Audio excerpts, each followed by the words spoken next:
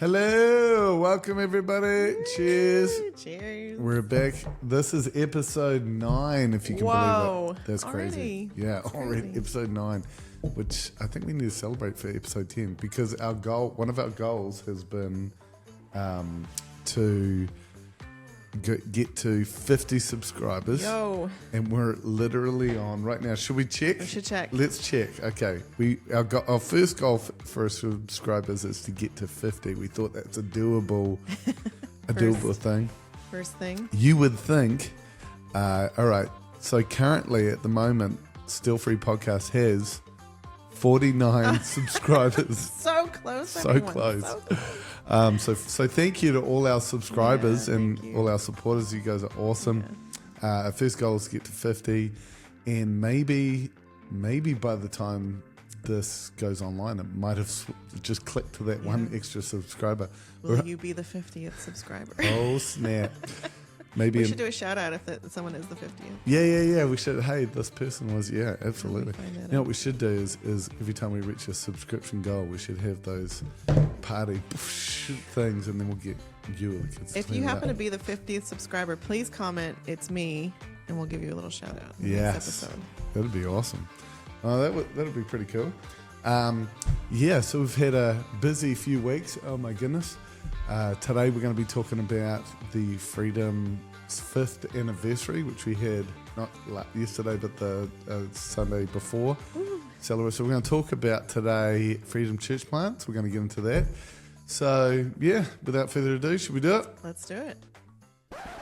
Boom. Oops, I forgot to do the thing. Okay, shall we do it? Let's do it. Let's do it. Woohoo.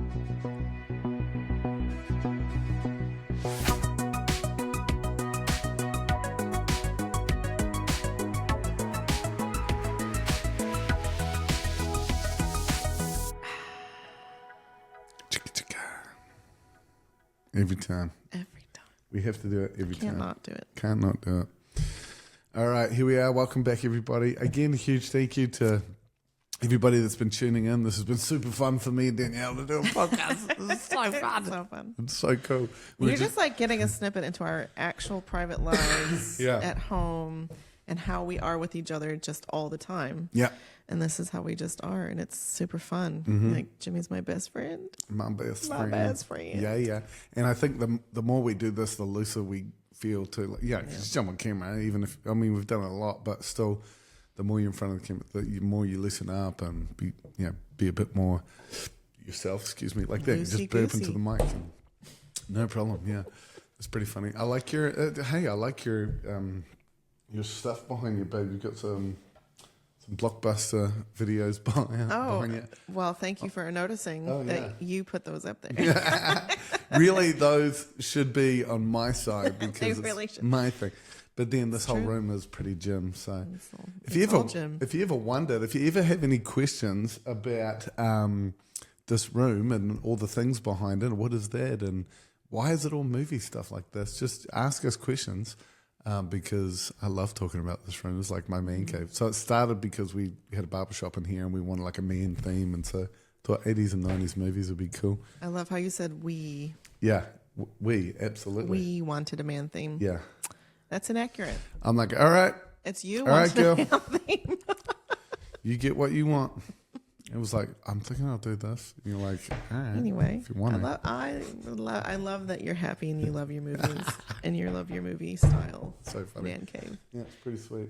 Pretty sweet, I must say. So here we are. Today we're going to be talking about the Freedom Church Plant. So if you don't know, Danielle and I planted a church 5 or so years ago and with New Life Churches, who is our church family here in New Zealand. And it has been the adventure of a lifetime. Yo. It's been challenging, and it's been awesome, and it's been painful, and it's been great. All the emotions on the roller coaster all at once. Yep. You ever seen that meme where there's like a little kid on the roller coaster, like, and the mom's next to it, like holding on but laughing, like. Yeah. And it says like me, and then the Holy Spirit like taking you on a journey. I very much relate to that meme. Oh yeah. Like, Yeah. like what are we doing here, Holy Spirit? 'Cause Oh this is a my bit goodness. wild and Yep. and crazy, but fun also. Yeah, It's that's also right. fun, Yeah, fun, challenging. Times when you don't feel like you're dying. Yeah. So we're going to get into that. So let's talk about how this all started with our Freedom Church plant journey. 2017 is where it all started, really. Yeah. So that was a really hard year for us. That was really tough, and a hard year. I remember we had a ministry come through. John and Julie Steele came through, who's a prophetic pastor in the New Life movement, and he said, the enemy's been testing you, Jimmy, but now God's going to test you, and you're not going to bite back, you're not going to argue the point, and you're going to stand firm and believe that my God has the best outcome for me, and in 6 months' time, people won't even know who you are. And sure enough, that time came, and I didn't understand it at all, but the time came, but I did bite back.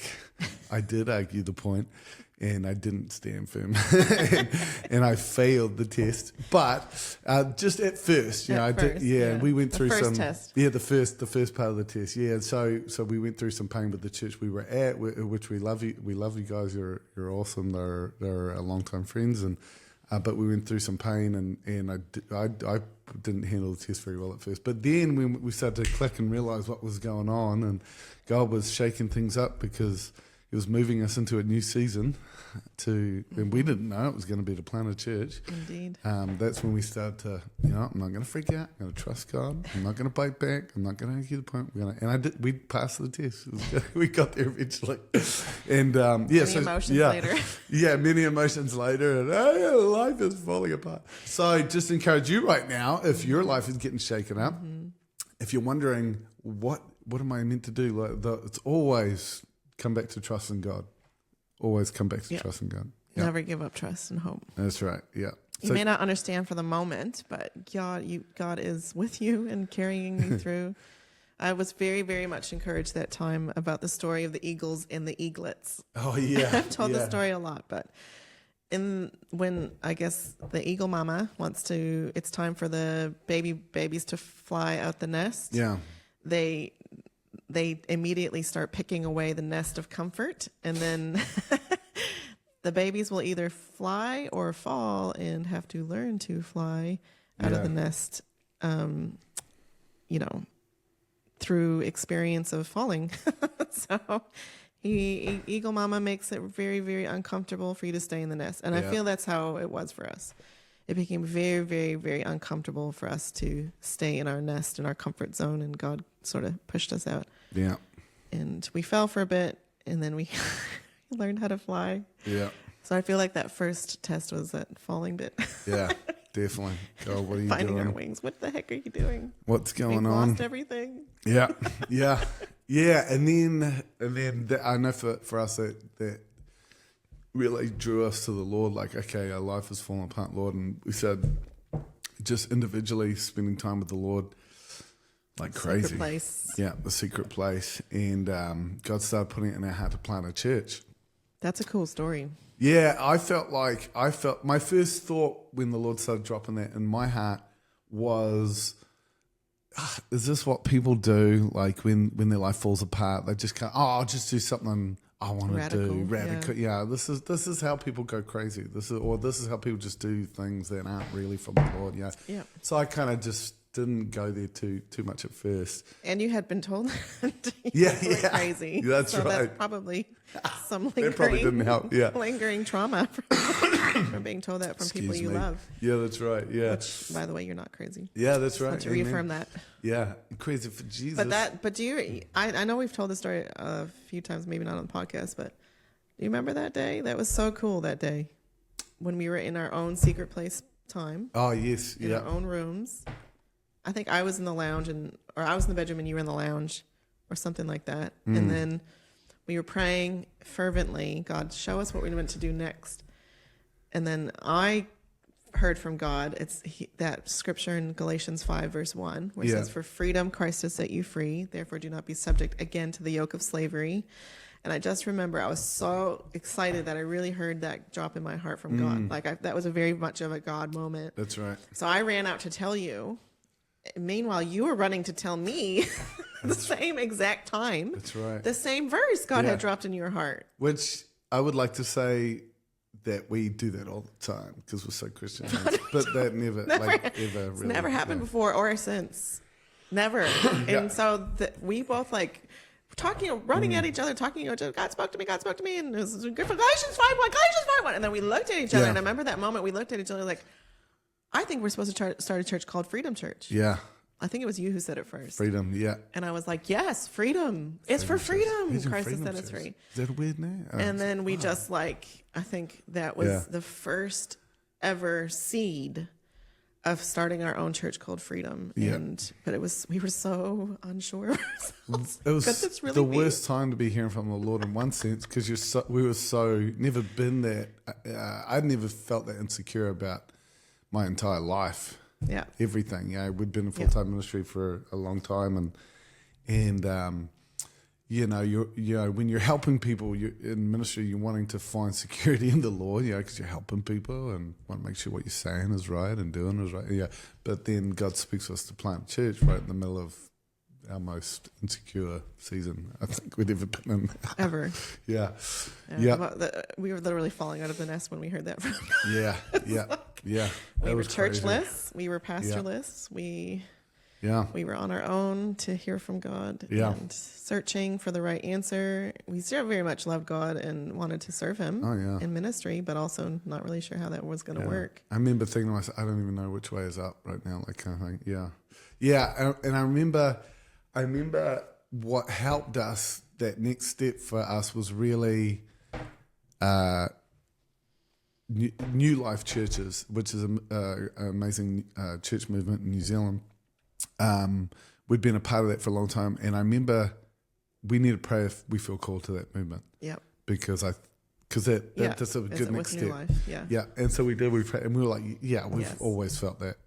One way or another, we still felt that even in this mess, and so we were like, all right, well, let's go to some people that know us and New Life people leadership. That's right. So we went to John and Julie and even John and Yvonne and then Ralph.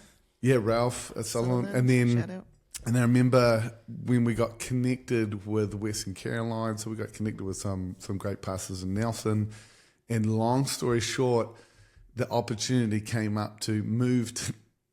I think you're jumping ahead. I think you have to tell this story. Okay, we're going to tell lots of the early story. Go. That's a really cool story. Yeah, it is. Yeah. So when we first heard to start this church, we also had read saw the sermon, the bait of Satan. We read the Cliff Notes. I don't read. I don't read. I do read. I just don't read a lot. We saw the sermon, The Bait of Satan by John Bevere, which I highly recommend it. And it was during our time of church hurt. And so we had really determined we weren't going to be offended and take the bait. And so we really tried hard to not harbor bitterness and all that stuff. And so we went to the New Life leaders and we asked them, hey, what do you recommend? We're feeling like God is saying this, but we also know that you shouldn't start a church out of church hurt. Like, that's not a good reaction. Yeah. And they were like, everybody said, no, don't start. Don't start a church. Absolutely not. And so we really took that to heart, and we were like, okay. And so we also were like, because we wanted to do New Life, we pushed to get to the conference. Do you remember that? Yeah. I had to call the office. God bless you, Kat. Got me in last minute, and it was because it was full, and we were like explain our situation, and we got to the conference, and we had the last protocol that we were going to ask for advice was John Steele. Do you remember this conversation we had with him in the hallway? Yeah. Do you remember how it went? Yeah. Do you want to tell painful. that story? No, you go for it. We told him we had 3 options that we asked for help. John Steele, we said, one is we were thinking maybe starting a church, that maybe God has this for us. And he was like, no. Yeah. No, just no, don't even. I was like, our dreams got crushed. Yeah. Second was, we were thinking of going to help Sam and Michelle Bailey. Shout out to O2 Tauranga. And we were going to help them plant a church in Tauranga. I mean, to be honest, that was my first choice. Tauranga is beautiful. Tauranga? You kidding me? It's like paradise. And he said, no, don't do that. And the third, I'm like, well, I'm running out of options. The third one is to quit ministry and just get a job and not even do ministry anymore. And he was like, no, don't do that. I was like, I'm out of fingers. Yeah. And do you remember what he said next? Is it that when he, go for it. Yeah. He said, you should move to Nelson and go and help Wes and Caroline Smith. I love Wes and Caroline so much. I'm so glad we did that. Was that, the Indians, he didn't know we knew them when No. he said that. He didn't really know that we knew them. We knew them. We You knew them better. I knew than Wes. I hadn't even met Caroline yet. Yeah. Yeah. And I knew Caroline just like from brief conversations, but not very, very well. Yeah. Knew that I liked them. Like, they were great people. Yeah, beautiful. But I didn't know, and I cried. I just was like. And no. when he said the word Nelson, the name Nelson, I was like, that's basically another country. You have to go over ocean to get there. If you don't know New Zealand very well, there's two big islands and one little island. And we live in the North Island, Nelson, which is beautiful, by the way. It's like a beach town. It's amazing, white sand. As beautiful as it is, it's a different island. So it's like, you might as well just say, you should just stroll over to Australia or something. We're like, what? We're not doing it. So in our natural thinking, we're just like, what? And then... Yeah, so I cried. I was absolutely not interested. I was like, I'd rather quit. Like, honestly, because I've moved overseas before, and I was like, I'm not willing to do that. Got to sell our house, pack up our family. It's just too hard. I don't even know anyone in Nelson, barely. And I did, it just... It sounded like the worst option. Yeah, and then that was the day that we're right in the middle of the New Life conference. Thursday. And then we walked into so we that was lunch. Had that conversation, and then we had a prophetic word at 3 p.m. So there was 3 hours between that conversation, and then we were already booked into a prophetic word. Yeah. At 3. Yeah. And we had deadlined God, which is, I don't necessarily recommend, but it worked. Yeah. We said, by Friday, God, we need to hear you clearly. At this conference. What are we meant to do? Yeah. Okay. That was our fleece that we put out, like Gideon's fleece. And the reason for that was because we had, we work like missionaries. So we have people that's financially support. So we can't just do nothing for very long. We need to decide whether to stay in ministry work or not. Yeah, and we're extremely grateful for any of our supporters that are watching us. We were super grateful, but we didn't want to, be mishandling the finances. So, so that was, and then 5 minutes before we walked into the prophetic word. So at 3 p.m. Do you remember you asked me? What do you want to do? Can I say it? For the first time in our marriage. Yes. Oh yeah. No, it wasn't the first time in our marriage. It's the first time you remember. Yeah. But yeah, I get it. Yeah. That you actually were like... You did the arm thing. What do you want to do? What do you want to do? Because, it's kind of true because in our marriage, if you remember, it was always I had to default to you. Yeah, that's right. In every decision. Shh, woman. It was... Yeah. You could ask me what my opinion was. Yeah. I could give it. but it was ultimately your decision. Yeah, right. Right? Yeah. It was the first time I actually felt that you really were like, what do you actually want to do? And we might do that. Yeah. Out of brokenness too. Right. I've never been so broken.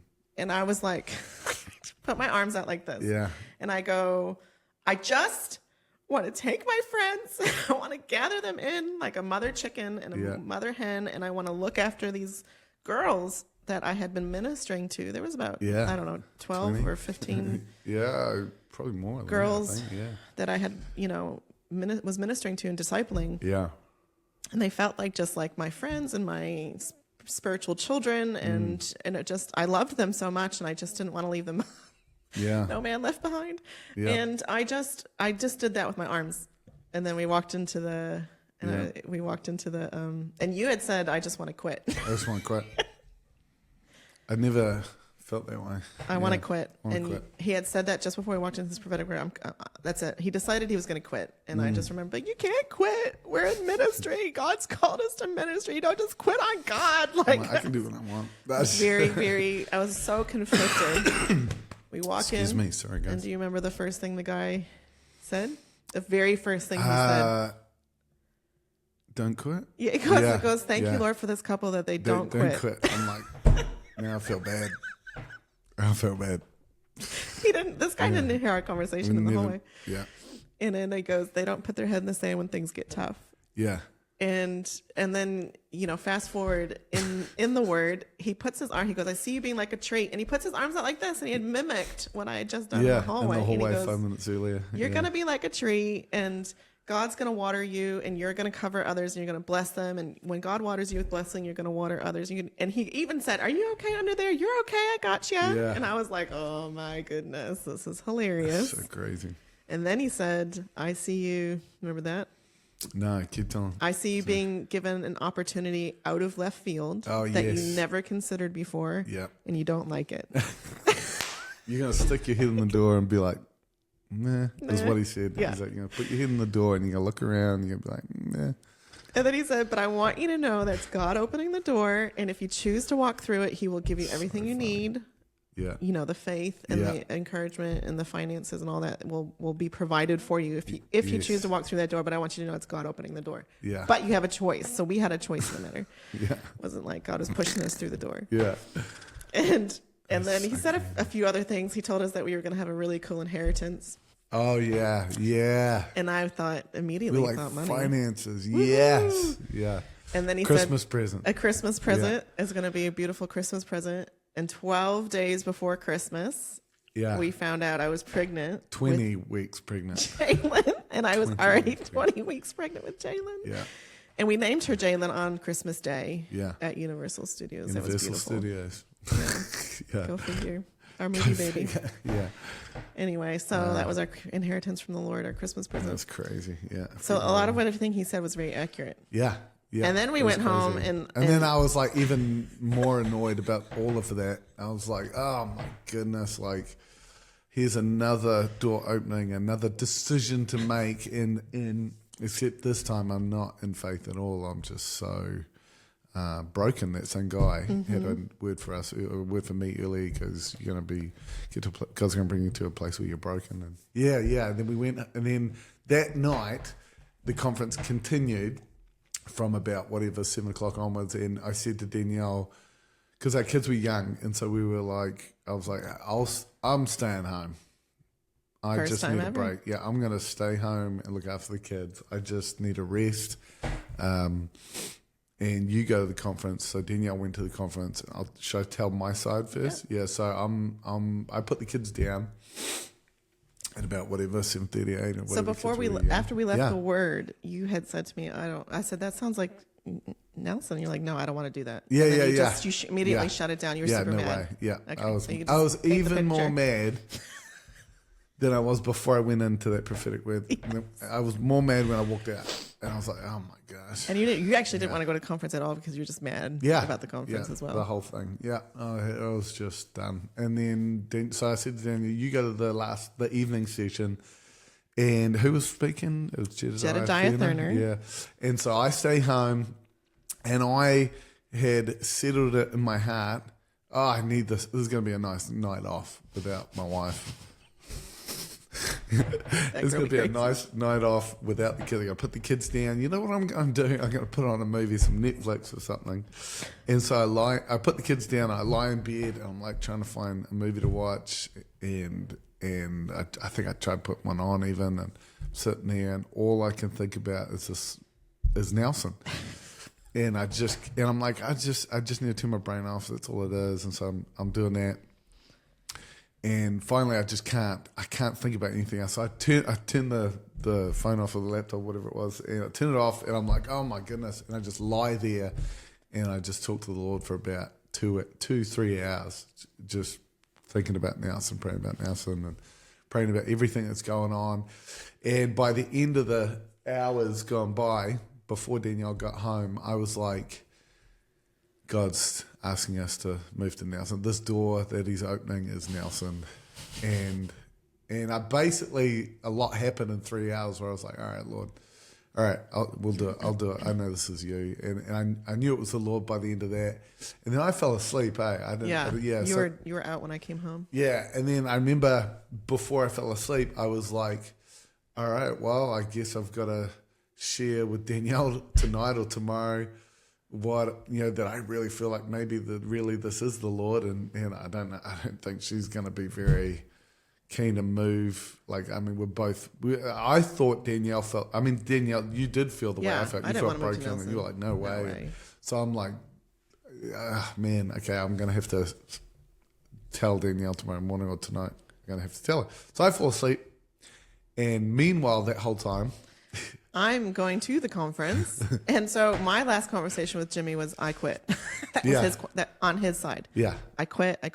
Yeah, I was thinking, quit. oh my gosh, like that means I'm going to have to quit. Yeah. Because quit together. We have to quit together. Really, we do have to be together. So I go to the We conference. may be quitters, but we quit together. Anyway, so I go to the conference. Jedediah Thurner is speaking. Now, behind me is sitting, Wes and Caroline are sitting behind me in the thing that was unplanned. Who are the pastors down of in Nelson. If we would have moved there, we would help their church. Yeah, Aspire Church. And so I'm listening. I'm getting a lot out of Jedediah Thurner, which guess what the title of Jedediah Thurner's message was? Don't quit. This is not a joke. He actually titled it "Don't Quit," and he has no idea what's going on in our life. And so I'm like, there's a lesson in that. Can I just say, if the message or if the ministry you're walking into, the room you're walking in, the message is, if the message annoys you, it's probably for you. You might be needing that message. All right. So he goes through the whole message. It's really great. I'm getting a lot out of it. And he has an altar call, which means he says, if you want prayer for something, come up to the front. I literally am the first person up there. I ran to the front. Yeah. I was so desperate. I was like, I need this. Right. I'm standing at the very front. Like the stage is here. I'm like right there. I'm like right at the stage. Little did I know that behind me was also Wes and Caroline. So obviously they were in that same space wanting to quit. And Jedediah looks over and he looks behind me and he looks at Caroline and he calls her out by name. And he says, Caroline Smith, come up and I have a word for you. So we now switch. So I let her come in front of me. I go behind her and I put my hands on her and he's praying for her and he's giving her a very strong, extremely accurate and encouraging prophetic word about their season where they're in. And it was basically about being wounded and there was venom that was still going through their hearts and God was pulling out the venom and healing their hearts. As I was praying for her, I had my hand on her back. I felt this immense power flow through me and hit her. And I was zapped by God's power. Wow. And simultaneously, God spoke to me something very powerfully, a rebuke. He said, because I had been complaining, I don't want to move to Nelson. And God said to me, it's not about you. It's about me. Awesome. And you're my servant, and where I want to place you is where you should go. And I remember being like, oh my goodness, I am so sorry, Lord. I have made this all about me and my hurt and how painful I'm having it. And it's me. And I realized in that moment I had been so selfish in my life and thinking about me and all my pain. Yeah. And we were asking God, what should we do? But I was clouded. I couldn't hear him. So I heard very clearly in that moment. And he said, I want you to move to Nelson and serve these people. Wes and Caroline Smith. Yeah. And so I was like, okay, yes, sir. It was one of those, I'm done. Yes, sir. No problem. I'll do it. And so now I'm convinced we need to move to Nelson. And I didn't know that this was all going on with Jimmy's heart at home. And I'm thinking I have to tell him and convince him. And I'm thinking I've got to tell her and convince her. And then I came home, felt you were asleep. I went to sleep. We woke up and we told each other. Again, it was one of those tell each other the same thing at the same time. Yeah. And then we told each other over coffee.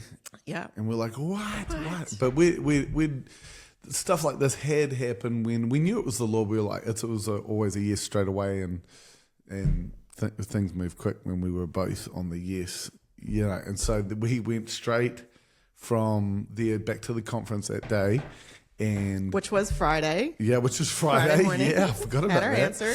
And we talked to Wes and Caroline. And was that the first conversation with Caroline? Yep, that was one of the first conversations. Yeah, so I knew Wes, but so the four of us met, and we said, hey, we feel called to move to Nelson, and they were like, what now? What? Like, it was just real quick, like, great, awesome. But they were a couple of faith, and they'd been hearing from the Lord and done stuff like that. So they got it. It wasn't like a super strange thing. Very prophetic couple. Yeah. And so they're like, great, let's do it. And then that's when we started to put the house on the market, moved to Nelson. It was crazy. Yeah. And little did I know I was newly pregnant. Yes. Super emotional and we went to that's right. Yeah. We were going to America to visit my mom who was sick. Yeah. in December, and we also visited Peter at the same Oh, time. yes, that's Shout out right. Peter That's so crazy. Peter and Teresa and their beautiful children who lived in New Zealand that ministered and discipled Jimmy for years. Friend that changed my life. Yeah. And so we moved to Nelson, and so that was February 2018. February 2018. And then if we fast forward through to basically when Mark and Jane showed up. Yep. So we were in Nelson, and we had put to death and stopped talking about the church plant. Yeah. By this point. Yeah. At that conference, when John Steele said no, that was our last no. We had gotten like 4 or 5 no's by that point. And we thought, you know what? Yeah. That we must have just either it's a no for now and we need to shelve it, or it's a no forever and we need to bury ate some bad cheese and just were. I don't know what that was, but now God's telling us to move to Nelson, and that's not starting a new church called Freedom Church. That's so right. we're gonna just go roll with that. That's right. And so we let it go. Pretty sweet gig. Like we just moved there, and I didn't know how beautiful Nelson was. Yep. And we just helped be a part of the church and stuff, and it was great. Yep. And just kids starting going to school there. It was awesome. And had a baby. Yeah, had a baby, and it was like. Beautiful orange and purple sunsets almost every night. Great house. It was so nice, yeah. And so most of the time in Nelson, it was just, here we are, and it was nice. It was a real free season. Like we just felt very like a rest. Like I knew if somebody even had a word for us. You're heading into a season of rest and just learning how to rest. It was good. Untangled a lot of doctrine that was twisted in our brains. Just figuring out who we are and how we operate together, and then Western Carolina was super fun hanging out with the kids. The kids were amazing. And then one day, this Canadian couple comes to minister to the church that we're at in Nelson, to Aspire Church, and we actually knew of them. I mean, we had met them before at another church years and years ago.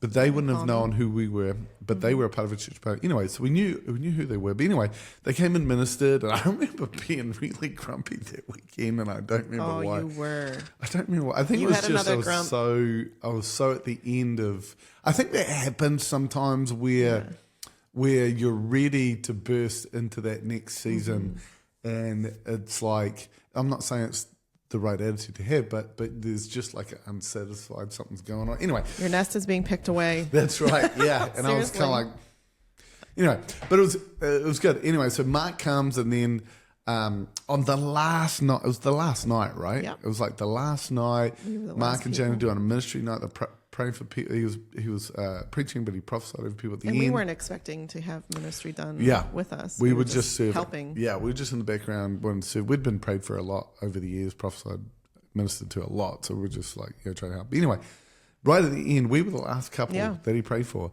And I remember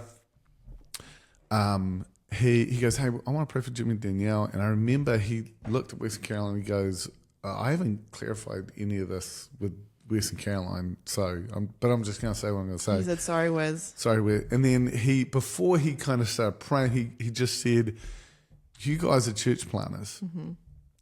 And when he said that, I was like, something like got revived in my heart. And it was like, boom, boom, my heart started beating again.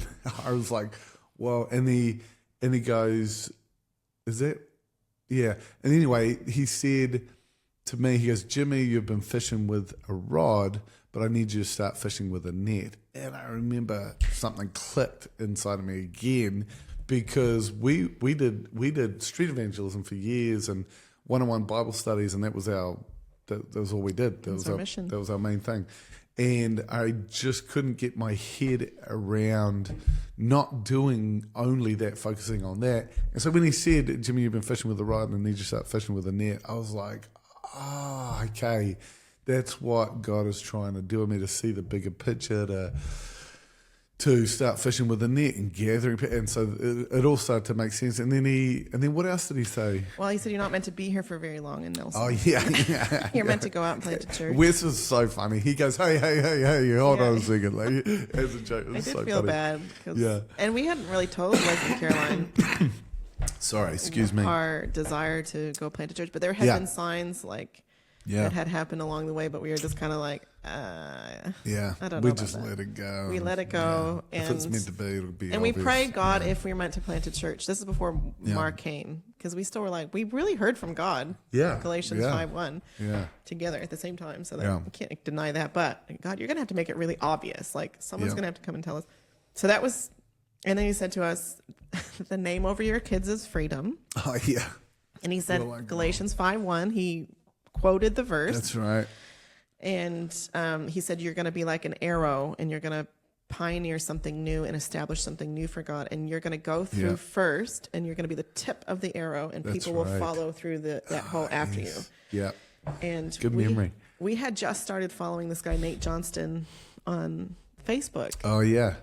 He gives out prophetic words. Pretty regularly through the week. Yep. Yeah. And it felt like he was just everything he was saying mimicked and paralleled what we were happening in our life. Like even down to you were having dreams about whales, and he was like, if you're dreaming about whales, and then he was like, if you're pregnant and you're over pregnant with the promise of God, and I was literally 10 days overdue pregnant with Jalen. That was crazy. And I was like, how is this even possible? Yeah. It was like he doesn't know at least twice a week. Yeah, he's in Australia or San Francisco. He didn't know us or anything like. Anyway, it was, and then we got that prophetic word from Mark. And then he said, you're going to pioneer something. In his prophetic word, in Nate's word, he was like, you're going to pioneer something new, and you're going to be like an arrow. And I was like, this is crazy. What? So that was in October, I think, of 2018. Yeah. And then John Steele came back in February. Yeah. So after Mark came, I was like, oh man, that's crazy. And I remember that I felt real encouraged after that. I was like, there was something about. It's funny, like a prophetic word, when somebody says it doesn't have to be something complicated or something you've never heard of. It's just, if it's the Spirit of God, it just opens your eyes. And I remember when he said, you guys are church planters. Just that, like I was like, oh, we're church planters. And we never planted a church yet, but it just made a lot of sense. Well, not ourselves. We helped a church plant, I guess. Yeah. It made so much sense. Yeah. And then that's when we started praying about it. Like, oh, okay, well, maybe we are supposed to plant a church called Freedom. Yeah. And we were still unsure. Yeah. God, please confirm it 1,000 times. I remember you prayed that and asked God. And then February came along. Oh yeah, and then we really because the question was, and we shared this a lot, is when you're hearing from the Lord, is what is it? And then, so for us, it was God spoke to us, what is it? Plant a church. So like, okay, let's bring it up again to plant a church. Okay, so where should we plant a church? And we really felt drawn to New Plymouth, which we had never heard the where before. That was never, I don't remember that ever. That time you were surfing with Wes and he said Taranaki. Right, yes, that really was the only time. That was got me excited. Yeah, I was like, and we just moved there. And then so the where, and then the when is always I share this with people a lot. By the time you hear when, it's usually now. And so we heard the what, the where, and then me and you had one day had really heard the Lord say separately now. And so that's when we started to put the house on the market. That's when we started to do before that, right? Yeah, but that was not till after March, after the second person came. So then it was John Steele in February. Oh yes.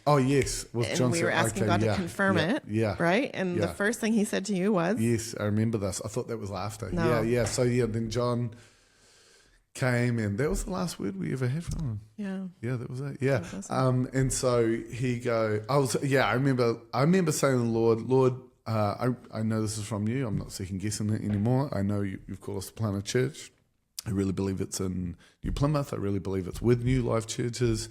But Lord, I want to know that even this name, Freedom, is from you. Because when we heard the name Freedom, it was way back in 2017 when we were so broken. And I just thought, I don't want any of this out of my own vanity. If it's from you, that's all I want.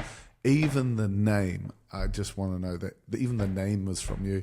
And then John Steele prophesies over us, and he says to me, he goes, "There's now a new freedom in you. There's now a new freedom around you. There's now a new freedom on you, and whom the Son sets free is free indeed." And I was like, that was it. Like, immediately, like I was like, "Oh, thank you, Lord. Settled. That's all I need. That's all, even the name." And I think that confirmation of even the little things is super encouraging. Yeah, that was John Steele, and that was in February. And then March. By the way, how was my John Steele that was impression? amazing. That I was pretty thinking good. that. Yeah. I'm sorry I didn't say anything earlier. Yeah. You don't know John Steele. That's exactly how he sounds. Yeah. But like 80 years old. Anyway, so then the next month was Marion Mail. Shout out to Marion. You're amazing. Freedom. Yep. Well, Fiji. Yeah, I was getting there. Crazy. Oh, sorry. Yes, From Fiji. She helped. I think she was the pastor of the church in Fiji, and she told her testimony, and she prophesied over us the same thing that Mark had said about you're going to be establishing something new, you're going to be a pioneer for God, and it very, very much mimicked what Mark had prayed. Mm-hmm. And then the name of her church was Freedom Church in Labasa, Fiji. That's crazy. So I was like, all right, this is getting ridiculous. Yeah. That's when we decided, okay, let's take this seriously. Yeah. Let's put our house on the market. Yeah. But the next step was to go to New Life and say, hey, we feel like we're called to plant a church with New Life. Yeah. And that was the scary part. That was the scary part for me, because I was like, well, this is where you tell somebody. This is the vulnerable part. It reminded me of when I heard from the Lord about, I think this woman's my wife. But then the time came where I had to tell somebody that. It's quite a vulnerable thing, because what if you're wrong? What if I'm wrong? Yeah, I kind of think, what if we're wrong about planning a church with New Life? But fail miserably. Funny enough, in New Life churches at the time, I assume it's still the case, but there's actually somebody, one of the pastors in New Life is in charge of church planning. Overseeing the church planting. Overseeing the process. Arm or whatever. Yeah. So when New Life does plant church, they have this pastor named Jono Martin. Shout out to Jono and Vanessa. They live just down the road in Nelson. In Richmond, Nelson. And we're like, what? And our kids went to preschool together, so we had formed a relationship with them. They're an amazing couple. Yeah. And so we met with Jono for the first time, and we said, hey, we feel like God's called us to plant church with New Life in New Plymouth.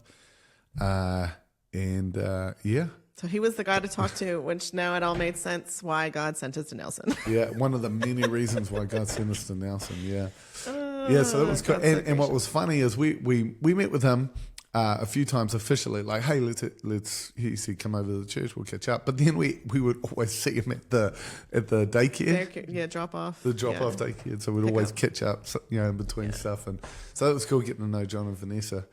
And so much. That was great. And so they basically, Jono said, great. So what we're doing at the moment is our New Life church plants. We have them go through this church planting training called ARC.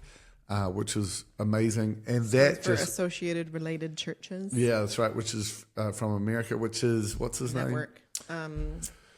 Craig Groeschel and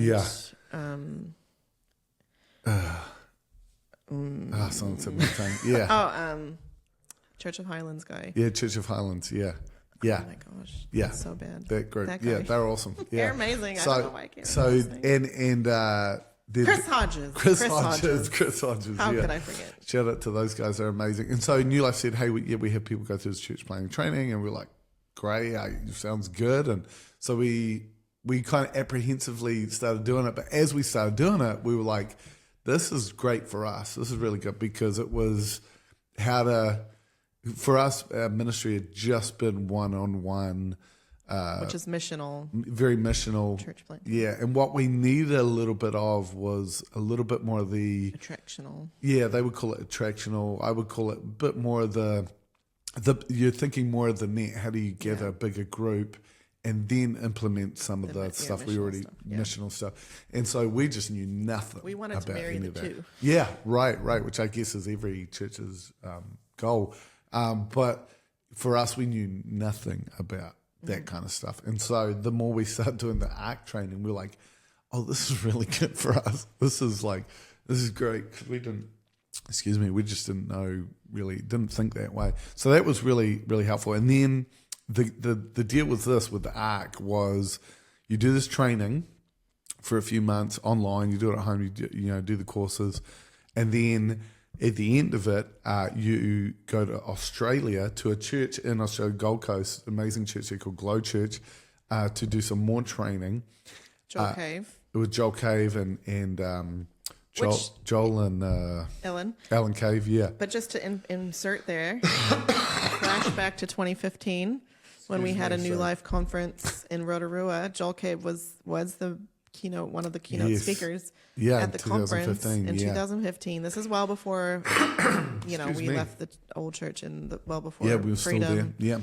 But I remember you came home from one of those sessions and you had said, I heard this guy Joel Cave, and I think that's when really God started to put in your heart about church planting, because you got really excited about it. And I didn't even know it. You didn't know about it. Yeah, I remember something he said, just something small. It's funny, man, the small things that stick with you. But he just said, whatever you've gone through has been preparation for what God has in front of you. And I was like, I felt so encouraged by that, because sometimes you're like, man, am I like in the right place at the right time? Like, what am I doing? Yeah.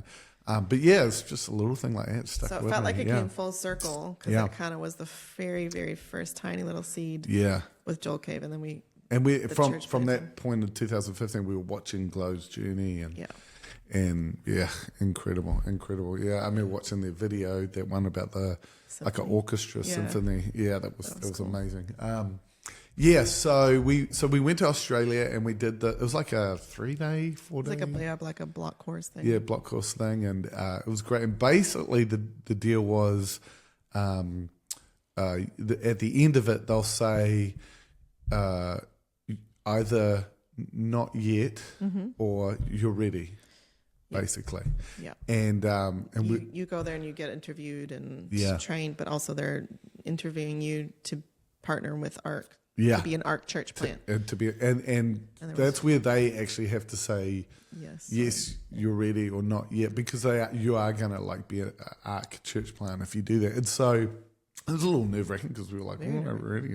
There was 4 couples total. Yeah, and we had to present a few things as well, and which is good, because they want to make sure that you're not going to be crushed. Church planting, definitely, statistically 97%. Yeah, right? Is it 97%? Something like 93%. Yeah, fail.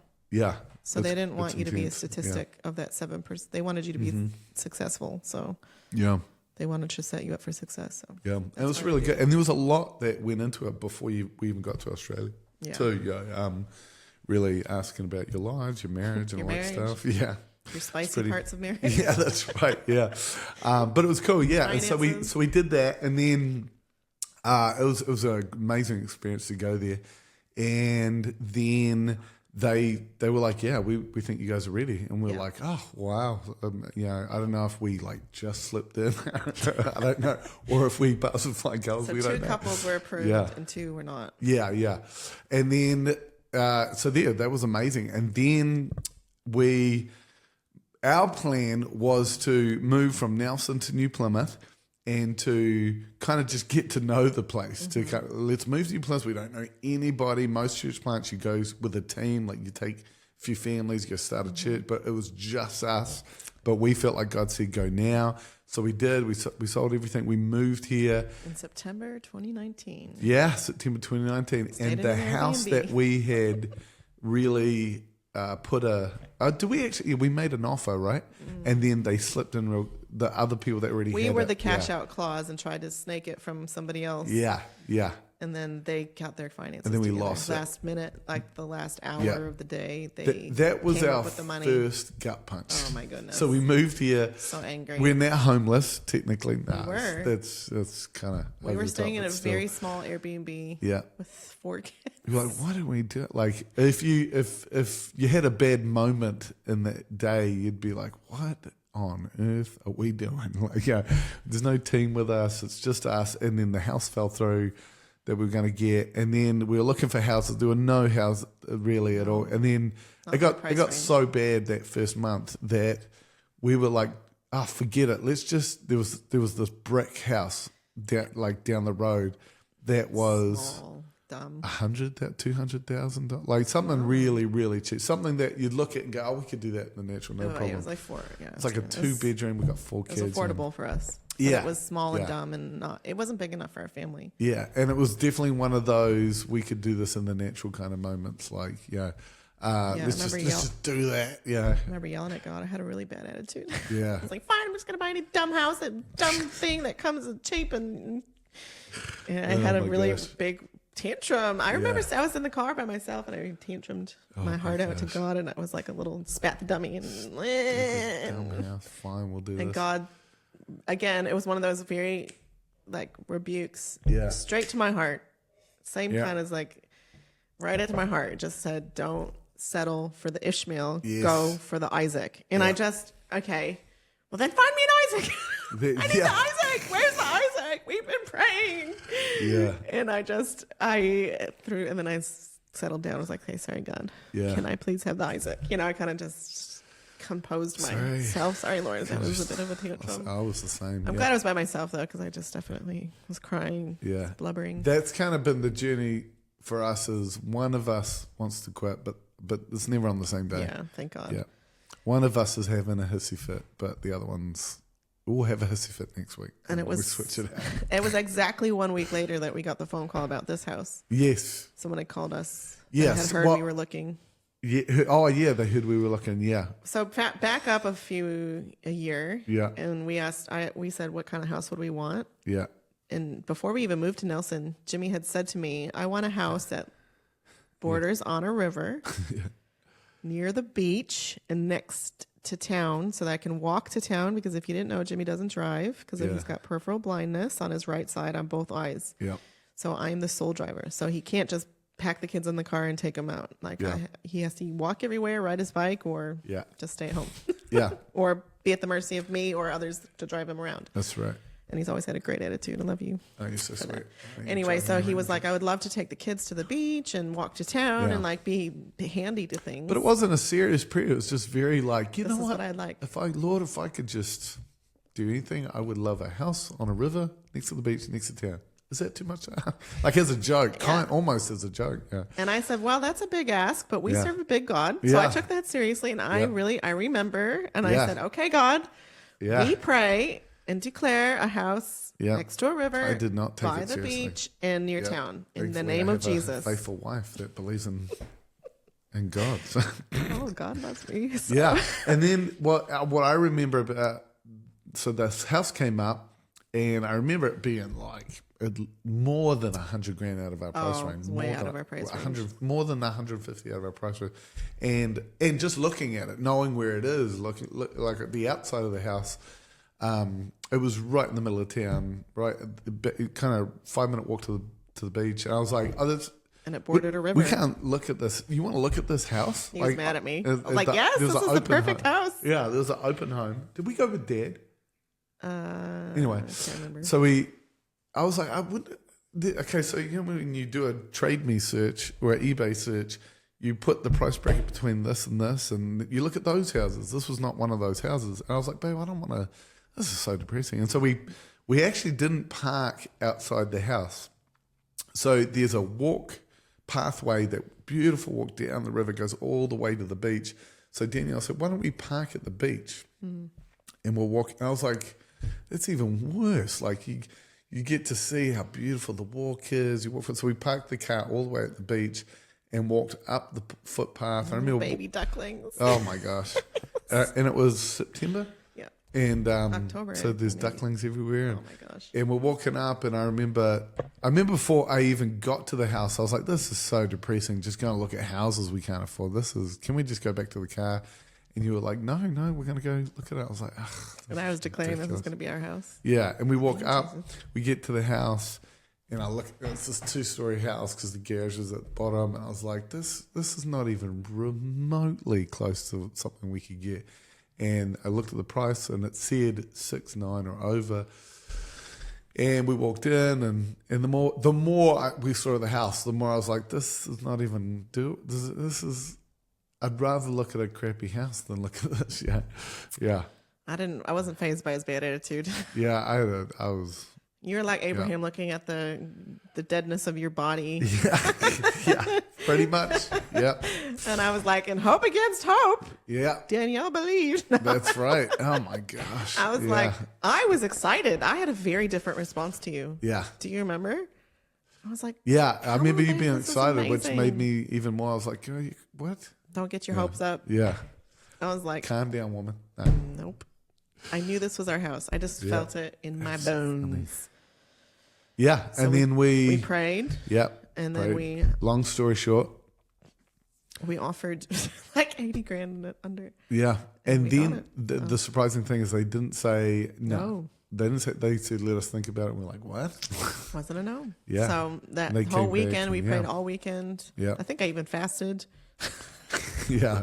Which is not necessarily trying to twist God's arm or anything. It's more for yourself. So Yeah. I don't know what I was thinking there, but I was desperate. Yeah, that's right. And we're don't have a home. We don't even have a rental. We're just Airbnb in it. And everything was like, we can't do Airbnb for very long. What are we going to do?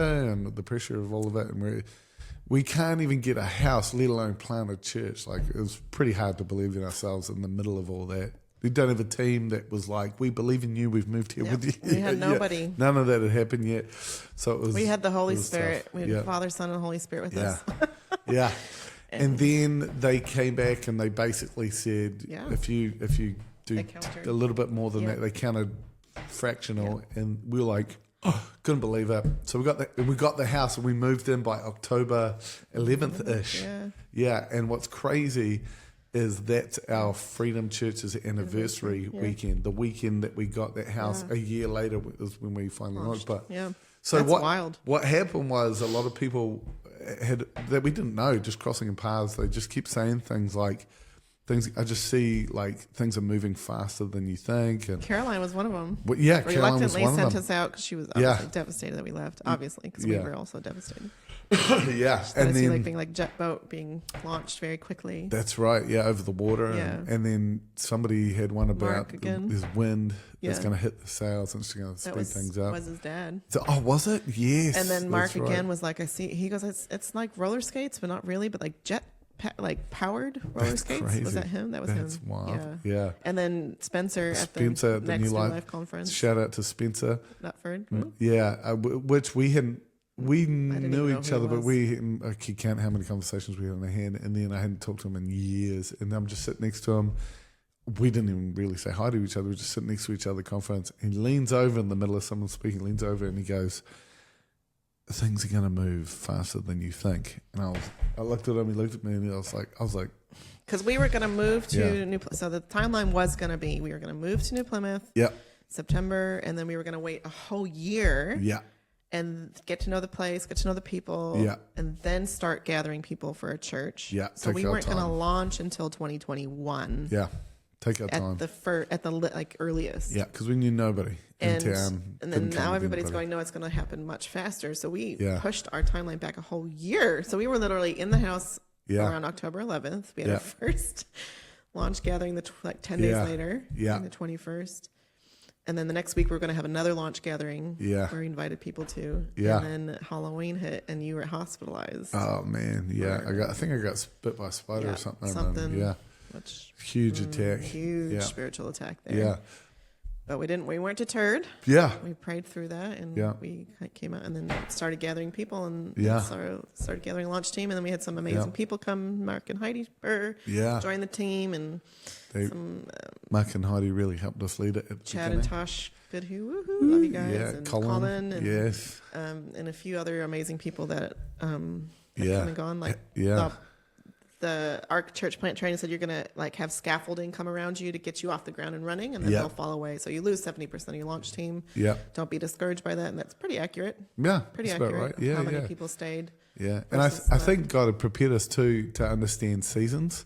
Like we never really talked in seasons until getting closer to the church plant, and it helped me really understand you know what, people come into your life for seasons. Some people are there for short seasons, some people are there for long seasons, and that's good. That's a good thing. And our dear friends Anna and Oppie came back and forth every week. Shout out to you guys. 3 hours.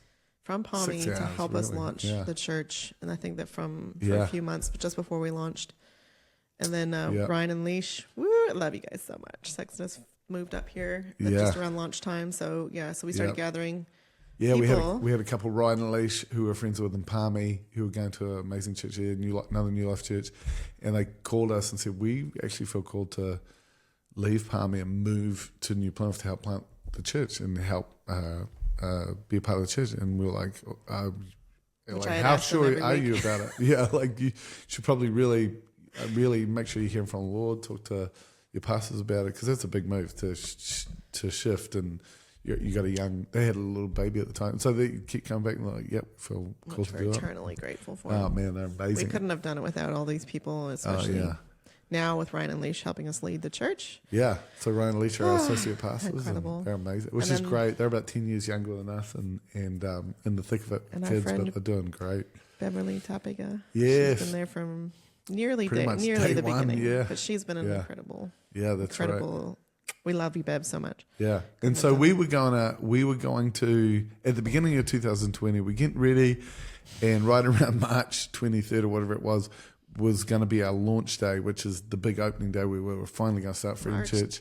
22nd, 2020. Yeah, and then 3 days before that, the whole world shuts down. Worldwide pandemic. Like zombie land. Like it was the pandemic hit, and we were like, what? And nobody knew what on earth was going on. Anyway, so that happened, and then because a lot goes into the church, like in the church training, you're investing money into the place you're going to be. You're making pamphlets. Yeah. You're getting all the advertising out to invite people.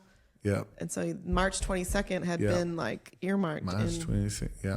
Here we go. And it's and we'd never done any of this before, so we felt very now, 5 years later, we're like, whatever. You carry, whenever you do something long enough, you kind of get used to it and carry it a little easier. But we were like, everything's so new and we don't know what we're doing, and that was intense. And so everything shut down.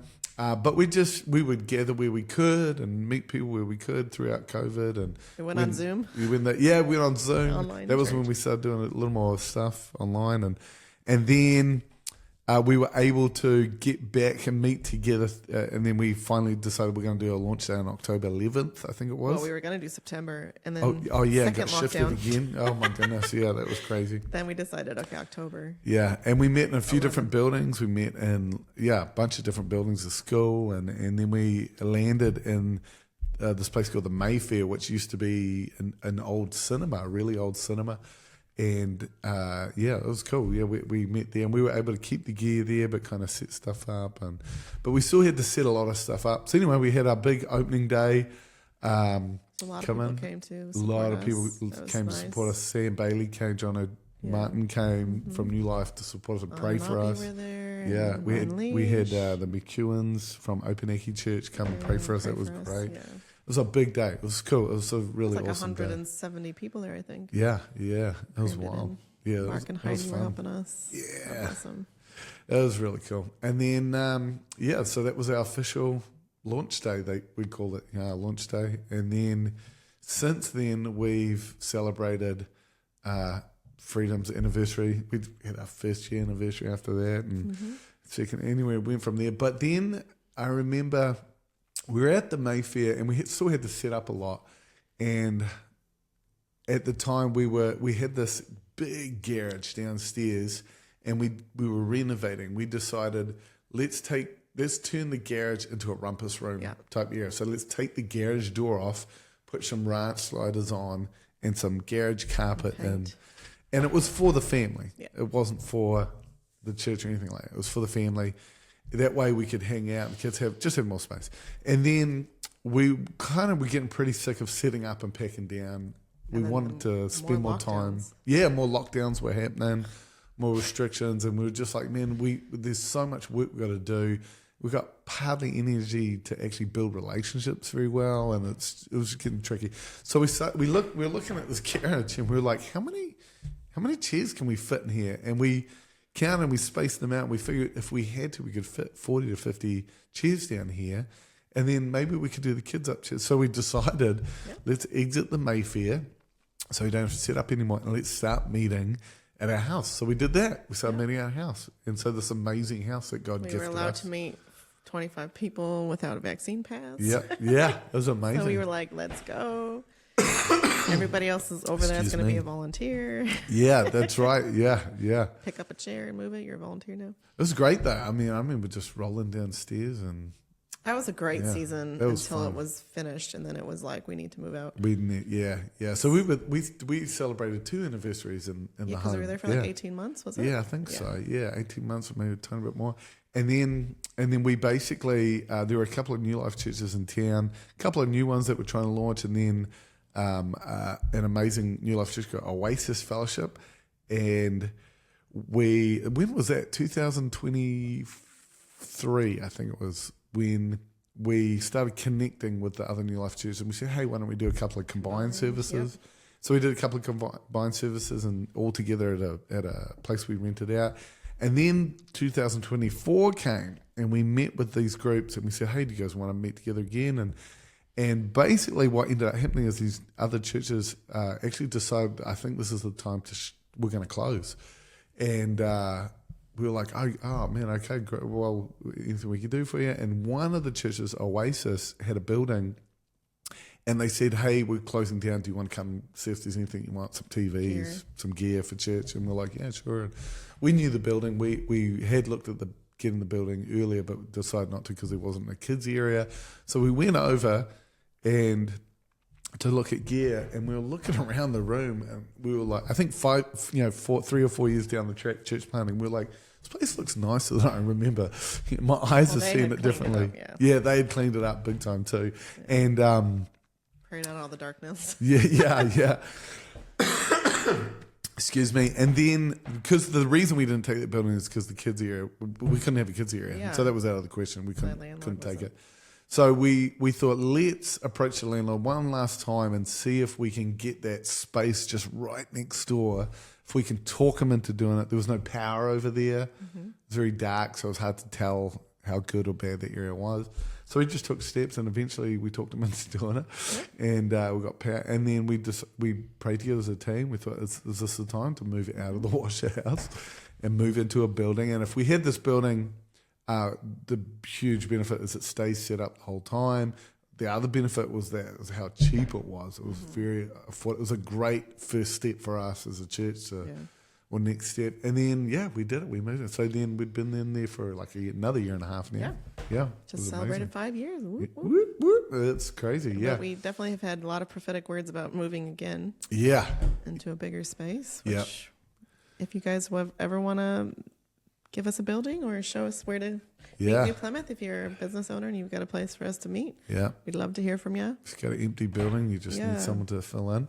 Yeah, so not yesterday, but the Sunday before was our 5th anniversary, and it was full up, like it usually is, and it was great. Yeah. So it's definitely like looking at that. On the 5th anniversary on the Sunday, we started with just a collage of photos over the last 5-6 years. It was wonderful. And it was really awesome to see what God's been doing. And I think the big thing right now is God's building a team in Freedom to carry this, and it's not the Jim and Dee show anymore. Our team's amazing. We love amazing. Our Freedom family. Yeah. You guys are incredible. We really couldn't do it without you. Yeah. All the people serving, praying, all that. Yeah. So we're just in awe of what God has done. Yeah. Really humbled from this little seed that was planted in our hearts years and years and years ago, finally. Yep. Coming to fruition and actually bearing fruit now. Because I feel like we had a good 4 and a bit years of hard slogging. Yeah. And someone had given us a prophetic word. Don't be discouraged by the lack of fruit now. You're plowing the ground, and it doesn't look like things are happening, but it is coming. It is growing. It's hard ground. We tilled very hard ground, and we just... Even this year, this last 12 months has been a year of people just get saved. Like lots of baptisms, lots of growth. Yeah. New growth. Yeah. From non-believers to believers, which is exciting. Yeah. That excites my heart more than transfer growth, obviously. Yeah. I mean, any pastor would say that. Yeah. But just, people just showing up, like, God told me to come here. Like, I love that. Like, we pray that every week, so I don't know why I'm surprised that happens, because I pray that. That's right. Colin's always praying that. Yeah. Come off the street and just come in and just be like, something drew me in here. Like, so that's encouraging. Yeah, so we're going to close this episode up, but I think the next season is really just believing for that team to grow in unity, that leadership team, and what the vision is, and believing for a building. People keep praying wide open spaces over that next season, next building. So it's going to be exciting. Let's go. Yeah. So that's our church planting journey so far. So we'll see what the next 5 years holds. We are nearly there at 50 subscribers. So like I said before, if you are the 50th subscriber, please put your name in the comment. Yeah. I'd love to give you a shout out. I appreciate it. Share the video, like it, all the good things, which helps the algorithm push it out to more people. That'd be awesome. Yeah. And we'll see you next time. Stay classy, New Plymouth. See you guys.